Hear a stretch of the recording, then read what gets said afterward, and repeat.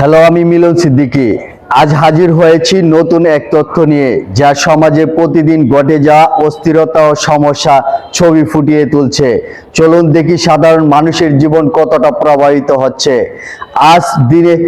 আজ দৈনিক আলোকিত বাংলাদেশ পত্রিকার শিরোনামে ফের লাগামহীন তরকারির দাম, সাধারণ মানুষের জীবন ঝুঁকিতে, বাজার মানি এখন অস্থিরতা। আজ দাম বাড়ছে, কাল সামান্য কমছে, আবার পরশুদিন নতুন করে বেড়ে যাচ্ছে।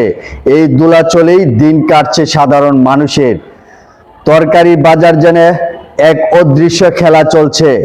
কখনো দাম হঠাৎ বেড়ে যাওয়া মানুষকে কষ্টে ফেলে, আবার হঠাৎ কিছুটা কমলেও সেই স্বস্তিরতা স্থায়ী হয় না।